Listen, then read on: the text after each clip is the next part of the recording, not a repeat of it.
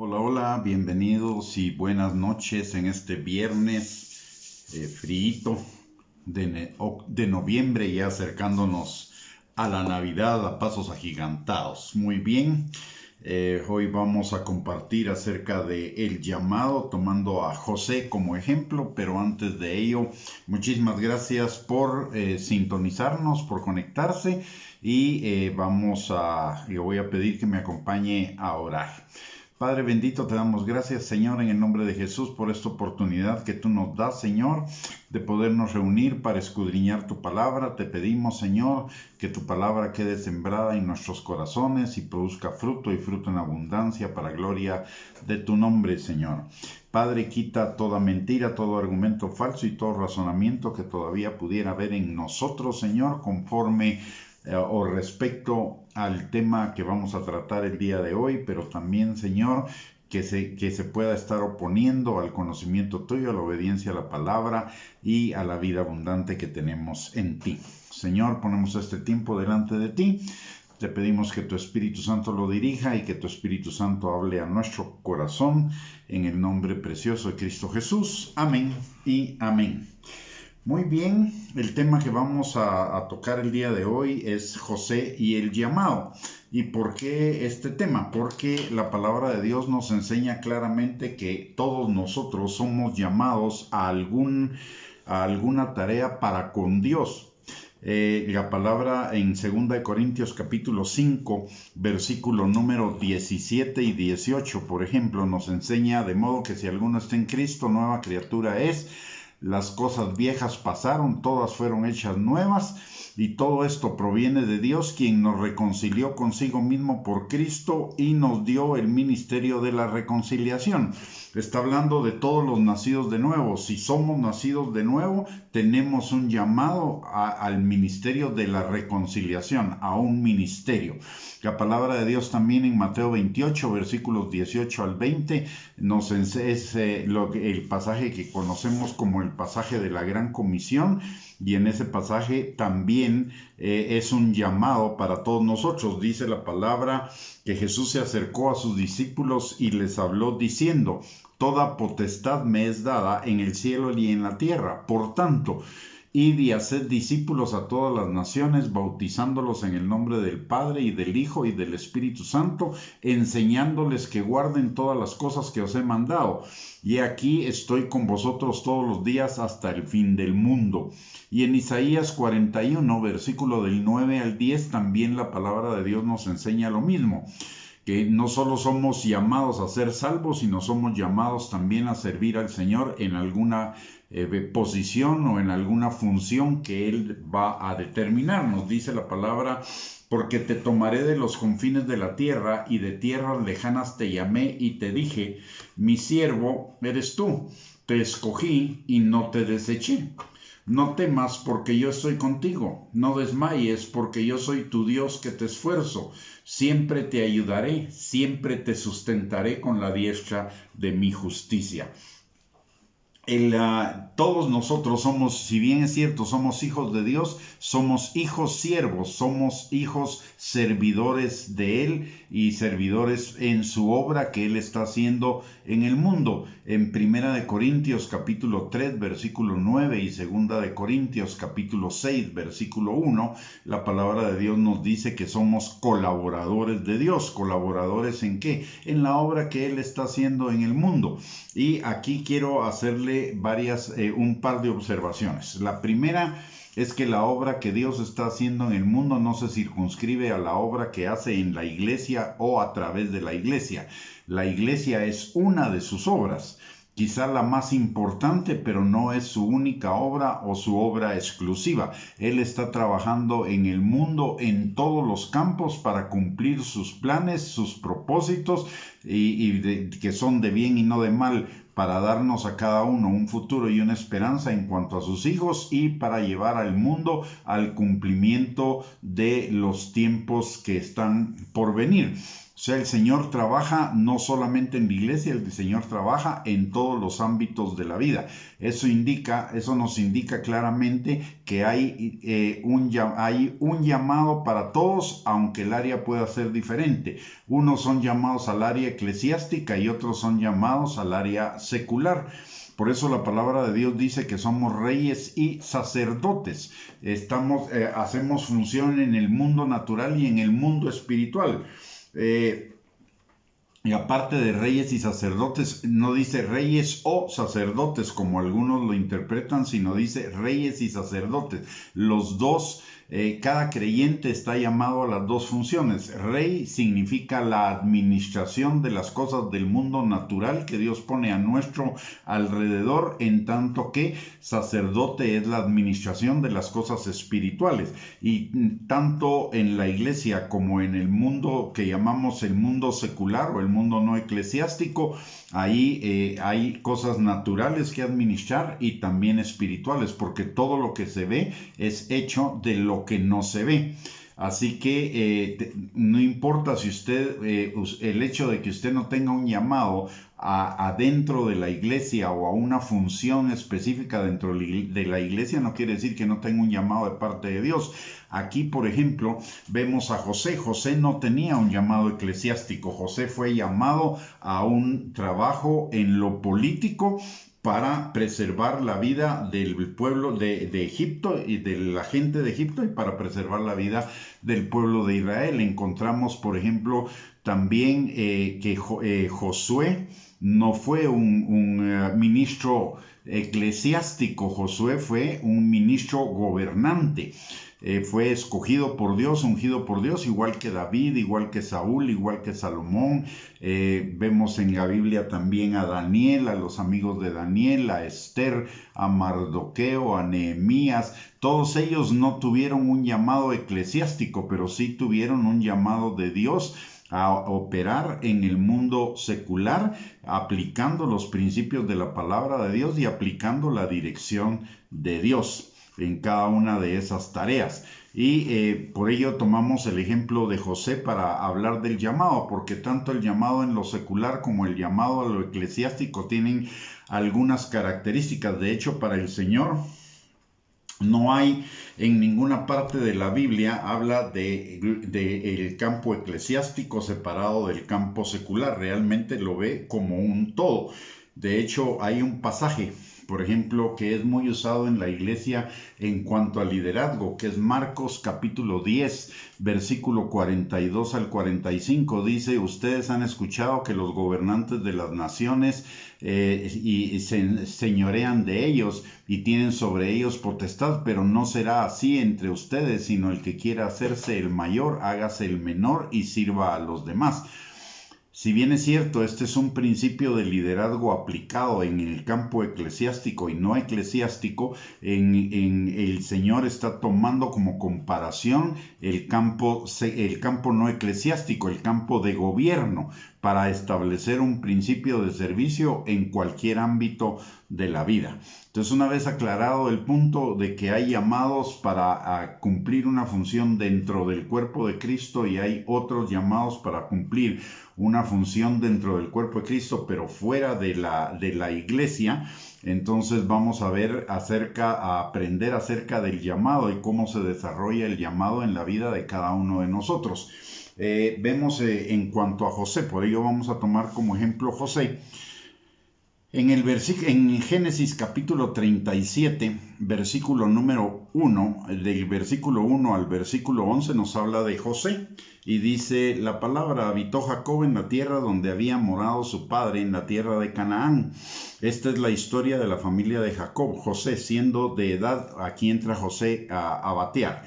Dice: José, siendo de edad de 17 años, dice 17 años, apacentaba las ovejas con sus hermanos, y el joven estaba con los hijos de Bilha y con los hijos de Silpa, mujeres de su padre, e informaba José a su padre la mala fama de ellos. Y amaba Israel a José más que a todos sus hijos, porque lo había tenido en su vejez y le hizo una túnica de diversos colores. y viendo sus hermanos que su padre lo amaba más que a todos sus hermanos, le aborrecían y no podían hablarle pacíficamente. Y soñó José un sueño, y lo contó a sus hermanos, y ellos llegaron a aborrecerle más todavía. Y él les dijo: oíd ahora este sueño que he soñado. He aquí que atábamos manojos en medio del campo, y he aquí que mi manojo se levantaba y estaba derecho, y que vuestros manojos estaban alrededor y se inclinaban al mío. Le respondieron sus hermanos: ¿reinarás tú sobre nosotros o señorearás sobre nosotros? Y le aborrecieron aún más a causa de sus sueños y sus palabras.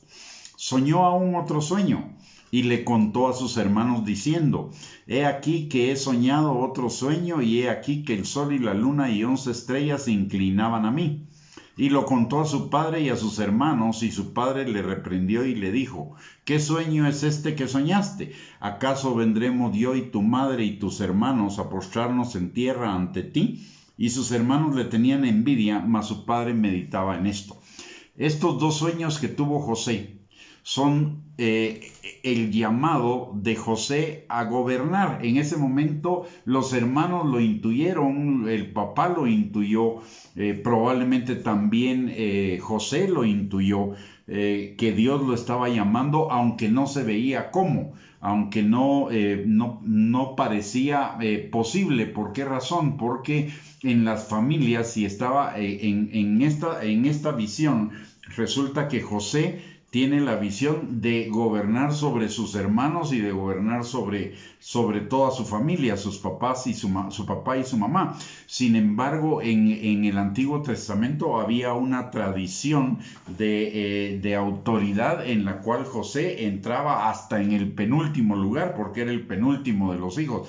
Primero tendría que haber ejercido la autoridad del hijo número 1, después el 2, el 3, él era el 11º hijo.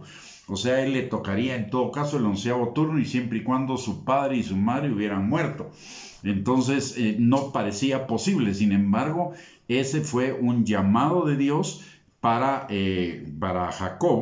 José, y lo recibe a los 17 años.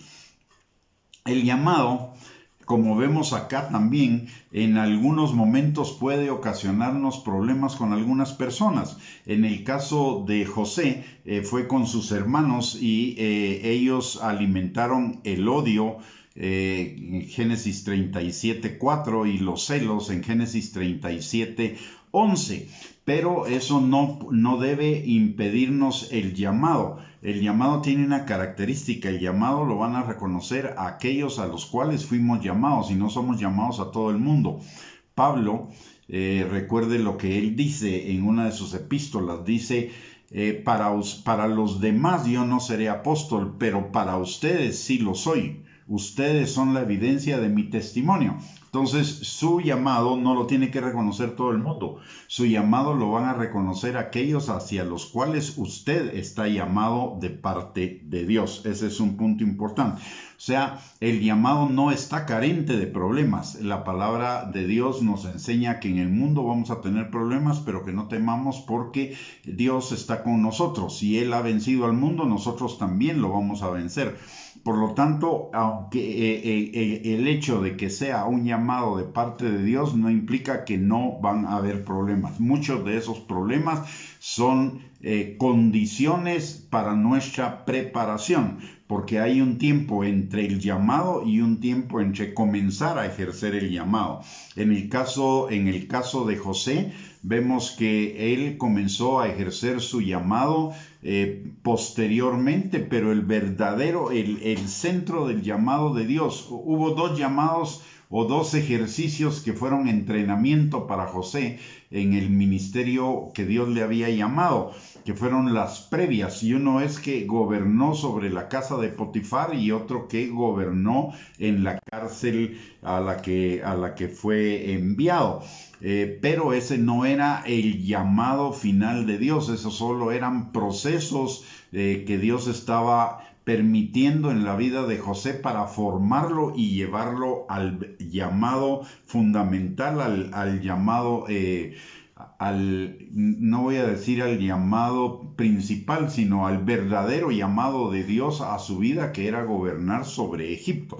el gobernar sobre la casa de Potifar, sobre todos los siervos de Potifar, y el gobernar la cárcel como ayudante del carcelero, fueron problemas que a la vez fueron entrenamientos a los cuales José estuvo sometido para prepararlo al llamamiento final del Señor. Aún los celos y la envidia de los hermanos fue una condición para el cumplimiento del llamado. ¿Por qué? Porque si los hermanos no hubieran tenido celos, ni hubieran tenido odio hacia José, ni hubieran tenido envidia, él no hubiera sido vendido como esclavo para llegar a la casa de Potifar y prepararse en la casa de Potifar y después en la cárcel para gobernar Egipto. Si no hubiera sucedido de esa manera, José se hubiera quedado con sus hermanos en la tierra prometida y nunca hubiera llegado a Egipto a cumplir el llamado de Dios. O sea que aún la actitud de los hermanos fue una condición que Dios usó para el llamado. Dios va a usar los problemas para prepararnos para ese llamado. Recordemos que el llamado lo recibió Jacob a los 17 años, pero él a los 30 años comenzó a ejercer el verdadero llamado de Dios, ya no los llamados de entrenamiento, sino el llamado principal de Dios en Egipto. Lo dice Génesis 41-46. Era José de edad de 30 años cuando fue presentado delante del faraón rey de Egipto, y salió José de delante de faraón y recorrió toda la tierra de Egipto, ya investido como el segundo de faraón. Es decir, de los 17 a los 30 años fue su preparación. Y la preparación abarca varios campos. El primer campo de preparación que los llamados vamos a pasar es la preparación de nuestro carácter. José tuvo que pasar y sanar su corazón de los celos, las envidias el odio que sus hermanos tenían, e incluso de la consecuencia de esos celos, envidia y odio, que fue el que lo vendía y lo metieran en una cisterna vacía y que encima de todo lo vendieran como esclavo. Él tenía que superar el resentimiento, la falta de perdón, el odio o la decepción, la frustración o cualquier sentimiento negativo que la situación con sus hermanos hubiera podido producir. Si él no lograba sanar eso, difícilmente él iba a poder gobernar conforme al propósito y a la voluntad de Dios. Entonces la primera, y vamos a ver por qué un poquito más adelante, por qué es importante la preparación del carácter del llamado, y esa es quizá la preparación más importante, la preparación del carácter del llamado.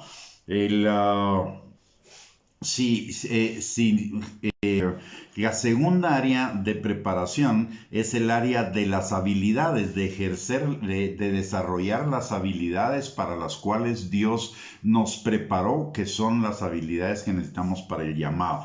Y una habilidad que necesitaba desarrollar José era la habilidad de administrar y la habilidad de dirigir, y ambas cosas las desarrolla a través de tener a su cargo la casa de Potifar como esclavo y a través de haber administrado la cárcel. Recordemos que José, antes de ejercer antes de ser vendido como esclavo, José no hacía ninguna tarea en su casa más que estar al tanto de lo que hacían sus hermanos para contárselo a sus papás. Él no administraba nada, él no dirigía nada, él simplemente era el observador de su padre para contarle a su padre lo que hacían sus hermanos. Entonces él necesitaba ser entrenado en la administración y en la dirección, que eran habilidades esenciales para el llamado que Dios le estaba dando. Entonces la casa de Potifar y la cárcel le sirven para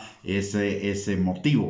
Y también el otro entrenamiento que se necesita es el entrenamiento en los dones.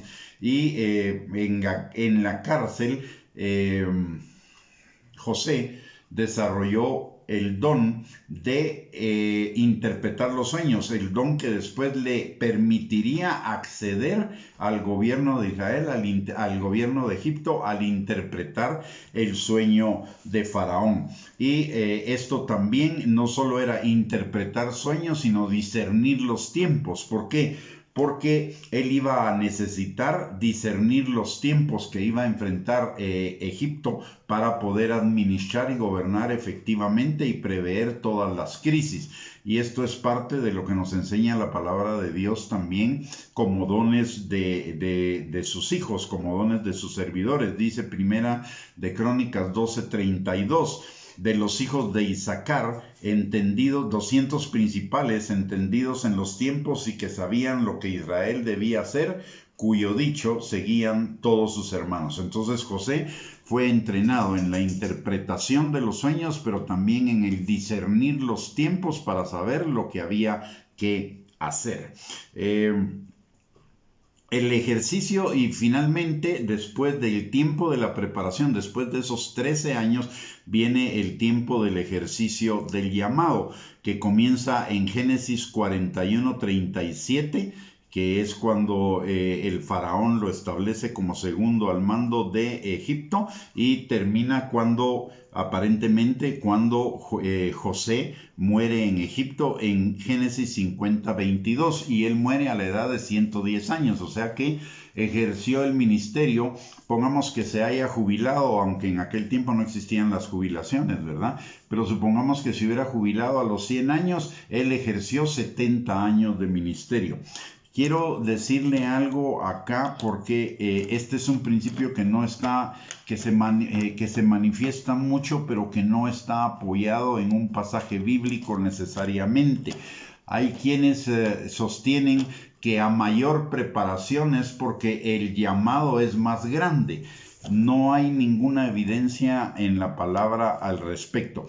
De hecho, si nos damos cuenta, Jesús tuvo 30 años de preparación y 3 años y medio de ministerio.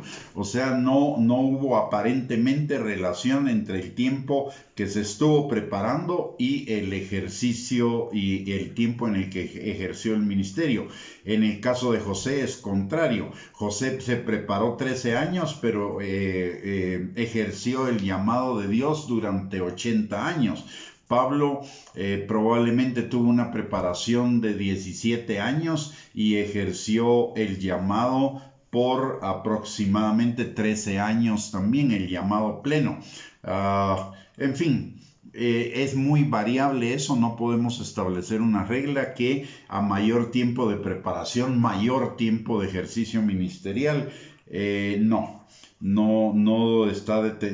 hay ninguna parte en la palabra de Dios que nos permita hacer esa afirmación.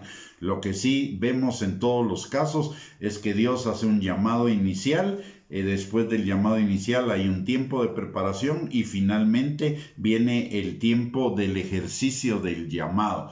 Son 3 etapas que debemos tenerlas claras. Algunos quieren comer la etapa de la preparación y lo único que van a lograr con eso es, al precipitarse, es no estar preparados para poder sobrellevar lo que el llamado implica y por lo tanto van a sufrir en el llamado. Entonces necesitamos seguir los tiempos, discernir los tiempos del Señor. No porque alguien me dé una palabra profética de ya es el tiempo, significa que ya es el tiempo. Eso debe venir primero por una convicción de mi corazón dada por el Espíritu Santo y luego por la confirmación de alguien que está ejerciendo el ministerio, que tiene mucha mayor madurez y experiencia de la que yo podría tener.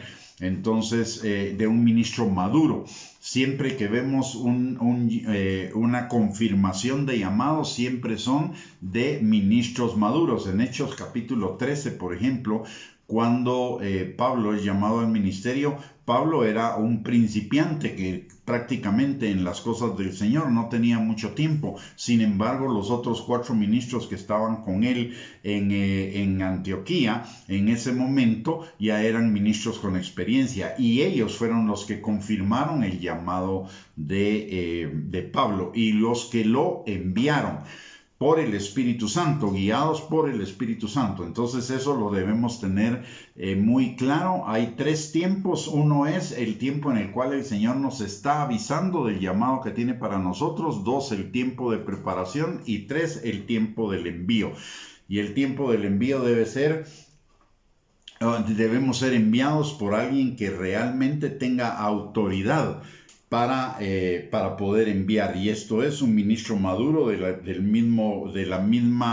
con el mismo llamado que yo tengo. ¿Por qué razón él debe confirmar eso? ¿Por qué un ministro maduro es el que debe confirmar el llamado? Muy sencillo. Una oveja conoce a las ovejas. Un león conoce a los leones. Coyote conoce a los coyotes. Sabe diferenciar quién es coyote y quién no es coyote, o quién es león y quién no es león, o quién es oveja y quién no es oveja. Entonces, solo alguien con el mismo llamado puede entender y puede tener la certeza de mi llamado. Él es el que debe confirmarlo. A un verdadero lo debe confirmar otro verdadero, y a un falso lo debe desenmascarar un verdadero, pero en el mismo ministerio. ¿Por qué? Porque cada ministerio tiene diferentes características y diferentes dones y diferentes perspectivas. Entonces el llamado lo debe confirmar alguien maduro que tenga el mismo llamado de aquel que está siendo llamado. En el caso de José, el que lo envió a gobernar era Faraón, y obviamente Faraón tenía mucho más experiencia, conocimiento y percepción de lo que se necesitaba, y él vio en José que era la persona adecuada, sin que José moviera un dedo. Obviamente todo lo movió el Señor, y esto es importante también. Usted y yo no debemos usar nuestra espiritualidad para manipular acerca del llamado y acerca del tiempo del llamado. Debemos esperar en los tiempos del Señor. Recordemos lo que dice la palabra en Eclesiastés capítulo 3, versículo 11. Dice que todas las cosas las hace el Señor hermosas en su tiempo, y el llamado no es la excepción. El Señor no tiene prisas. El Señor no tiene prisas en levantar ministros a 1000 por hora, o en levantar llamados en el mundo secular a 1000 por hora. El Señor toma su tiempo. Hay un tiempo para cada cosa, y Él hace hermosas las cosas en su tiempo. Entonces no debemos precipitarnos en el llamado. No debe ser nuestros pensamientos los que dirijan. El llamado lo dirige aquel que nos llamó, y este es el Señor. Así que debemos tener muy presente eso. Hace un momento, en cuanto a la preparación, hablábamos de la preparación del carácter del llamado, y porque para mí es la más importante preparación por la que debe pasar el llamado. ¿Por qué razón? Porque los dones me los da el Espíritu Santo, y el responsable de la operación y de los resultados de los dones es el Espíritu Santo. Pero el responsable de mi carácter sí soy yo. El responsable de cómo voy a reaccionar o a accionar en el ministerio depende de mi carácter, y el responsable del carácter soy yo. Si no tengo un carácter sano, voy a usar el ministerio para suplir esa sanidad que debo encontrarla en la presencia del Señor y en la transformación que el Espíritu Santo haga de mí. El ejercicio de la autoridad, por eso, requiere estar sanos en el mayor grado posible en nuestra alma, sanos de cosas como el rechazo, el orgullo, el rencor, la falta de identidad, etcétera, porque si no estamos sanos, muy probablemente, aún sin quererlo, vamos a usar la autoridad que nos da el llamado para satisfacer los deseos insanos de nuestro corazón, como sucedió con Jonás, como sucedió con Saúl, Sansón, Salomón, Judas. Ellos fueron llamados, pero su carácter mostraba serios problemas, serias debilidades, y esas debilidades del carácter se trajeron los llamados al suelo,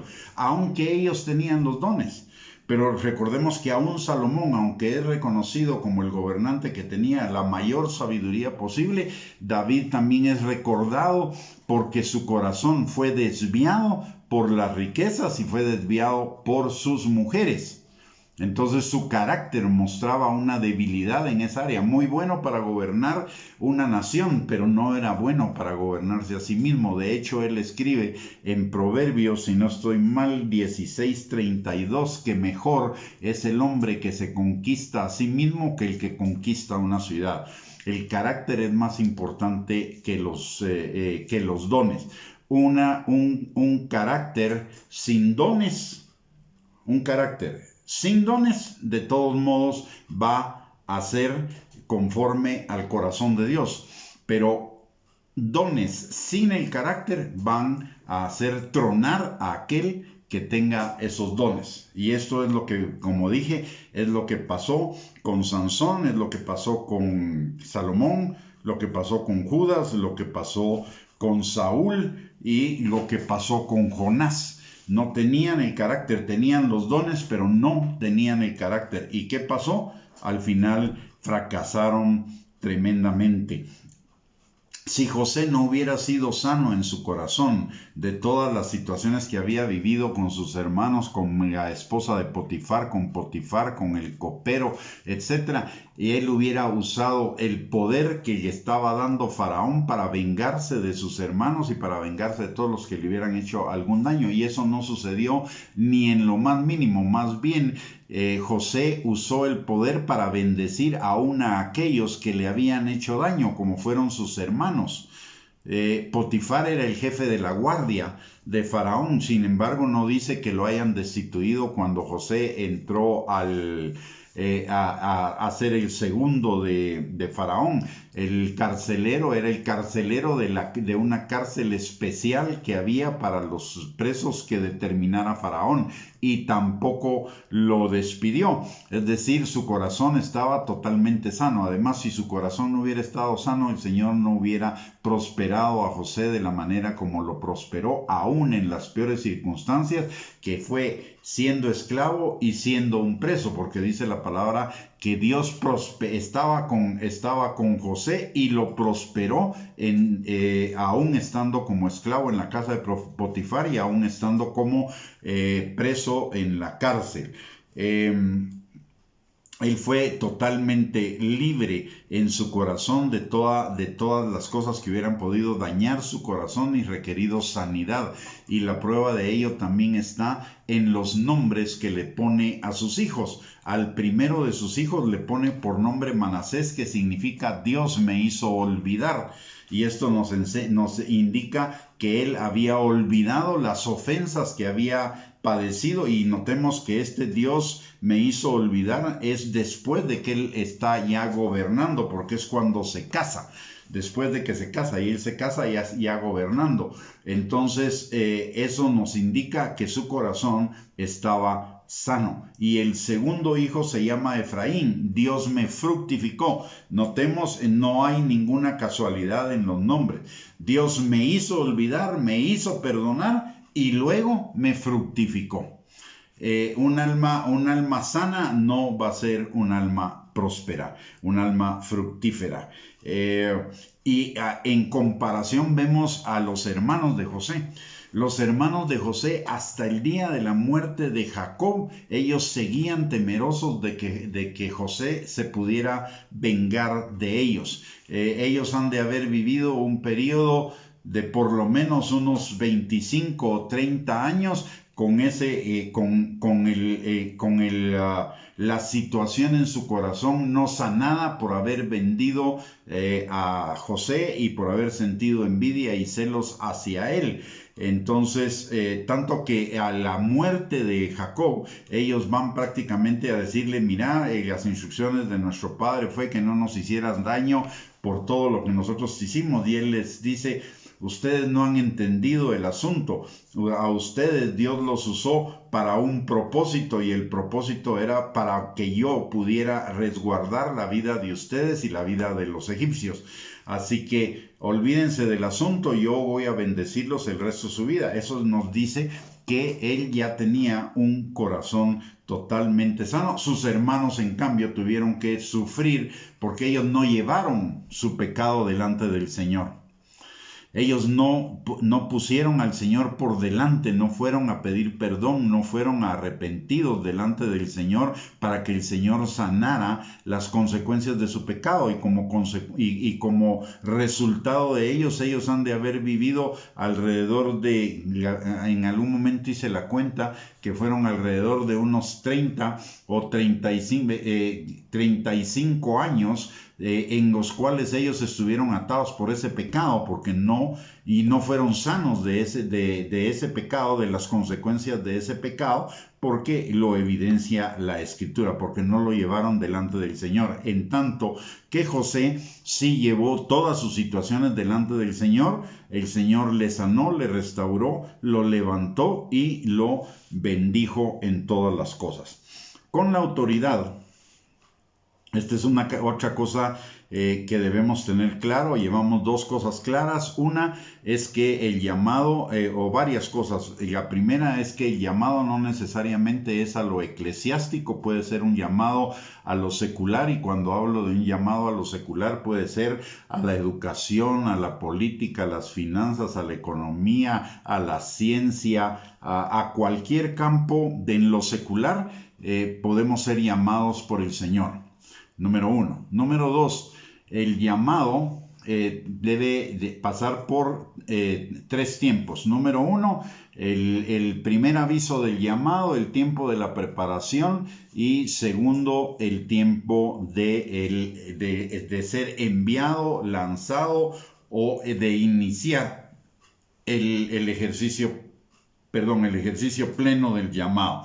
La tercera cosa que hemos visto es que es importante que enfaticemos y que antes de entrar en el ejercicio del llamado seamos sinceros con nosotros mismos y con el Señor si nuestro corazón está sano o en proceso de sanidad, y si no lo está, pues a pedirle al Señor que antes del ejercicio del llamado nos lleve a ese proceso de sanidad para que no vayamos a hacer mal uso de la autoridad que Él nos está dando para tapar, encubrir o ponerle curitas a esa herida en el corazón que no ha sido sanada, que puede ser rechazo, orgullo, falta de perdón, resentimiento, amargura, en fin, cualquier otra cosa. En el proceso del llamado y en la preparación del llamado, el siguiente punto que quiero que veamos es que el hecho de ser llamado no nos exime o no nos da una coraza contra las tentaciones. Es más, las tentaciones van a venir. Yo pienso que el diablo es un bolichista, es un experto bolichista. Como él no puede atacar a todos los creyentes al mismo tiempo, va a atacar siempre al que va por delante. Y el que va por delante es el que tiene el llamado. Por lo tanto, él va a concentrar todas sus maquinaciones y todos sus esfuerzos en hacer caer al de adelante, porque si cae el de adelante van a caer los que vienen atrás. Y vemos que José no estuvo exento de esas tentaciones. La primera, José fue tentado a tener resentimiento y odio hacia sus hermanos. Esa fue la primera tentación. La segunda fue estar tentado a quejarse de la situación teniendo un llamado de parte de Dios. La tercera y de las dos primeras, él no nos dice la Biblia que haya caído en esas tentaciones. La tercera tentación que tuvo fue la tentación de acostarse con la mujer de Potifar. Y la Biblia nos dice que huyó de esa tentación. Es más, el haber huido de la tentación representó que en la vida de José se hiciera otra injusticia o se produjera otra injusticia. Y es que habiendo hecho lo bueno fue a parar encarcelado. Sin embargo, tampoco hubo quejas, tampoco hubo reclamos, tampoco hubo resentimiento, y el Señor lo prosperó en lo que él estaba haciendo. Y la otra, él tuvo la tentación, podía haber tenido la tentación también de tomar los bienes de Potifar que estaban a su cargo, y que Potifar ni siquiera llevaba un registro de eso, dice la palabra, porque confiaba tanto en José que no se ocupaba de esos asuntos. Lo mismo que el carcelero, él pudo tomar bienes para su propia ventaja, pero no lo hizo tampoco, y pudo haber aprovechado su posición en el gobierno, digamos, ya con Faraón, para vengarse, y no lo hizo, o para buscar fama para sí mismo y no lo hizo. Es más, él hizo su trabajo diligentemente y sin mucha, no encontramos en ninguna parte en la palabra de Dios que José se hubiera desviado a buscar fama. Es decir, José resistió las tres áreas de tentación que todos debemos resistir, y con mayor razón los llamados, que es los deseos de la carne, los deseos de los ojos y la vanagloria de la vida. Y como resultado de que José se mantuvo alineado a la palabra de Dios, se mantuvo obediente a la palabra de Dios, vemos que Dios lo prosperaba a él en todas las cosas, todo le salía bien, aún en las peores condiciones, como esclavo o como preso. Como esclavo lo vemos en Génesis 39, versículos 2 y 3, dice: mas Jehová estaba con José, y fue varón próspero, y estaba en la casa de su amo el egipcio. Y vio su amo que Jehová estaba con él, y que todo lo que él hacía, Jehová lo hacía prosperar en su mano. ¿Usted cree que si José no hubiera perdonado a sus hermanos, hubiera podido Dios prosperarlo de la manera que dice acá en la escritura? Definitivamente no. ¿Por qué? Porque la palabra de Dios dice en Hebreos capítulo 12, versículo 15, que no dejemos que ninguna raíz de amargura, en este caso de falta de perdón o resentimiento, se enraizara en nuestro corazón, porque eso nos impediría alcanzar la gracia de Dios, que son sus bendiciones, su prosperidad. Sin embargo, José sí la alcanzó, lo cual quiere decir que José sanó su corazón estando ya cuando estaba en la casa de Potifar. José sanó su corazón con respecto a lo de sus hermanos, a la venta a los que lo vendieron como esclavo, y aún a Potifar, que lo había comprado como esclavo. Pero también le pasó exactamente lo mismo cuando él es enviado a la cárcel. No hay amargura, no hay resentimiento, no hay falta de perdón, no hay quejas, no hay nada de ello, y ahí también el Señor lo prospera. Eso lo vemos en Génesis 39, versículos del 21 al 23, dice la palabra de Dios: pero Jehová estaba con José, y le extendió su misericordia, y le dio gracia en los ojos del jefe de la cárcel. Y el jefe de la cárcel le entregó en mano de José el cuidado de todos los presos que había en aquella prisión, y todo lo que se hacía ahí, él lo hacía. No necesitaba atender el jefe de la cárcel cosa alguna de las que estaban al cuidado de José, porque Jehová estaba con José, y lo que él hacía, Jehová lo prosperaba. Otra vez la manifestación de un corazón sano.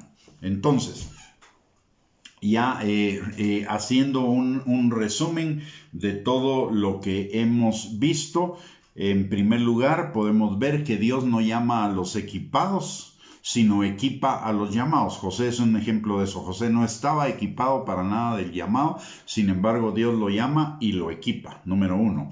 Número dos es que siempre va a haber un tiempo de equipamiento antes de que comencemos a ejercer el llamado. El hecho de que yo tenga algo en mi corazón y venga alguien, me lo confirme y eso represente un llamado, no quiere decir que inmediatamente tengo que comenzar el ejercicio de ese llamado. Tengo que ser consciente que necesito preparación. Muchos de los que han fracasado en el ministerio, que se sienten o en cualquier otro llamado, como médicos o como doctor o como ingenieros o el llamado que sea, muchos se sienten frustrados porque comenzaron a ejercer el llamado sin estar lo suficientemente preparados, y no se prepararon en el camino, sino que comenzaron a ejercer el llamado sin tener la suficiente preparación. Entonces siempre necesitamos prepararnos. El tercer punto es que el llamado, la preparación del llamado fundamentalmente se debe centrar en el carácter, las habilidades y el ejercicio de los dones. Cuarto, cuando Dios nos llama, no necesitamos afanarnos ni apresurarnos. Debemos ir con los tiempos de Dios. El sexto punto es que, o el quinto punto es que una parte sumamente importante de la preparación del llamado es la sanidad del corazón. Tener un corazón sano trae al ejercicio de la autoridad bendición, mientras que tener un corazón no sano trae al ejercicio de la autoridad amargura y maldición. Sexto, el ejercicio de los dones sin sanidad o sin carácter va a determinar desastres. El séptimo punto es la importancia de la liberación y de la sanidad en todas las áreas de nuestra vida. Y esto incluye perdón, resentimiento, rechazo, amargura, orgullo, etc. No podemos recibir el cumplimiento de las promesas de Dios para hoy si seguimos aferrados al pasado. Recordemos lo que dice Lucas capítulo 9, versículo 62, que el que pone su mano en el arado y ve para atrás no es apto para el reino. Y cuando nuestro corazón no está sano, en lugar de ver hacia adelante, vamos a estar viendo hacia atrás, recordando lo que nos hicieron, el dolor, lamiéndonos las heridas, etcétera, etcétera, etcétera. Y eso nos va a impedir enfocarnos en el futuro. Además, mientras no sanemos esa parte, hay amargura en nuestro corazón, y al haber amargura en nuestro corazón no puede haber bendición, porque le cerramos la puerta a la gracia del Señor. Y la otra cosa y este es el punto número 8, es que Dios nos puede prosperar aún en las peores situaciones en las que nos encontremos, dándonos gracia y favor delante de las personas y la sabiduría para que todo lo que hagamos nos salga bien. El llamado no es un asunto de números, el llamado es un asunto de obediencia. El éxito del llamado no está en los números. El éxito del llamado está en la obediencia a lo que Dios nos llamó a hacer. Sea con uno, o sea con 100, o sea con 1000. El éxito está en la obediencia, no está en los números. Nunca está en los números. El éxito está en la obediencia a Dios y a lo que Dios nos ha instruido. No se trata... Veamos en un ejemplo de los números, no se trata de tener 100 escuchando nuestro mensaje sentados en la iglesia. De lo que se trata es cuánto de Cristo hay en esos 100. Ellos pueden estar escuchando ahí y pueden estar en la iglesia felices y contentos, pero con 0 de Cristo, porque les estamos hablando de las cosas que quiere oír su concupiscencia, que ellos quieren oír, no las que necesitan oír. Podemos tener cualquier cantidad de gente, pero con 0 de Cristo en sus corazones. Entonces Hitler, y esto es un buen ejemplo, Hitler tuvo 6 millones de seguidores, o más de 6 millones de seguidores. Tuvo a todo un pueblo alemán siguiéndolo, prácticamente sin disidencias. Y sin embargo, es el peor líder que ha existido en la historia reciente, por lo menos. 6 millones de asesinatos, una nación destruida y alrededor de 2 millones de soldados muertos en la guerra, y a saber ni cuántas cosas más como resultado de un liderazgo que no estaba sano, un liderazgo que no era de Dios, etc. Entonces debemos tener en cuenta que no se trata de números, se trata de obediencia. El liderazgo se trata de obediencia a Dios, no se trata de números. El Señor es el que da el crecimiento y Él determina si el crecimiento va a ser de 1, de 100, de 1000 o de 1 millón. Eso es decisión de Él, no nuestra. No es ahí donde nosotros debemos poner la mirada de si estamos siendo agradables al Señor o no. Es en la obediencia a lo que Él nos ha llamado y a lo que nos instruye en su palabra. Muy bien, mis amados hermanos, hemos llegado al final de este tema. Muchísimas gracias por sintonizarnos. Espero que haya sido de bendición para sus vidas. Si fue de bendición para sus vidas, sírvase compartirlo con sus contactos en las redes sociales. Siéntase en la libertad de hacerlo para bendecir también la vida de ellos. Y les recuerdo que tenemos los lunes, miércoles y viernes a las 8 de la noche una enseñanza de este tipo por un lado, y por el otro lado que tenemos también dos recursos a su disposición para seguir edificando su fe. Uno es la página de internet www.reyesysacerdotes.net, donde usted puede encontrar alrededor de unos 2.500 o 3.000 estudios en bosquejo sobre infinidad de temas relacionados con la palabra de Dios y con nuestra fe. Y por el otro lado tenemos el canal de YouTube a nombre de Gustavo Bianchi, y ahí tenemos alrededor de unas 400 prédicas en video, audio, y la mayoría de ellas también con los bosquejos, para que usted pueda repasar estas enseñanzas y aparte de ello también ser edificado en su fe con otros temas. Así que los invitamos a visitarlos y los invitamos también para el próximo lunes. El próximo lunes vamos a hacer una excepción. El próximo lunes vamos a tener nuestra transmisión a las 6 de la tarde, porque a las 7 de la noche tengo que estar en un seminario de preparación, entonces no sé si termina antes de las 8, entonces prefiero que nuestra enseñanza sea a las 6 de la tarde. El lunes a las 6 de la tarde les esperamos. Muy bien, vamos a orar para dar por terminada esta reunión. Padre bendito, te damos gracias, Señor, en el nombre de Jesús, por la vida de cada uno de mis hermanos, de mis hermanas, Señor, que esta noche hemos estado conectados a esta transmisión. Padre, te pedimos, mi Dios Todopoderoso, que tu Espíritu Santo esté sobre ellos y sobre cada uno de los miembros de sus familias, sanando, restaurando, liberando, proveyendo, fortaleciendo, afirmando, asegurando, Señor, a cada uno, Padre. Y también te pedimos, Señor, por aquellos miembros de nuestras familias que todavía no te conocen, que tu Espíritu Santo los atraiga con lazos de amor, Señor, y ellos dejen sus malos caminos y se vuelvan a ti, Padre. También si alguno de los nuestros anda en el camino del Hijo pródigo, que tu Espíritu Santo lo haga volver en sí, se arrepienta y regrese a ti, Padre. Y si alguno se está debilitando en su fe o se enfriando en su amor hacia ti, que tu Espíritu Santo avive el fuego de esos dones en sus corazones y los afirme, perfeccione y establezca en ti, Señor. Te lo pedimos todo, Padre, en el nombre precioso de Cristo Jesús, dándote gracias por este tiempo que nos has permitido y pidiéndote también, Señor, que tu Espíritu Santo selle esta palabra en el corazón de cada uno de nosotros para que produzca fruto y fruto en abundancia para la gloria de tu nombre. Muy bien, muchísimas gracias, mis amados hermanos, por su sintonía, por conectarse a esta transmisión.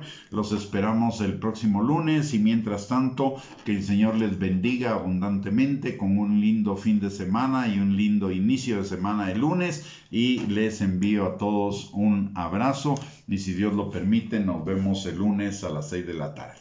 Bendiciones.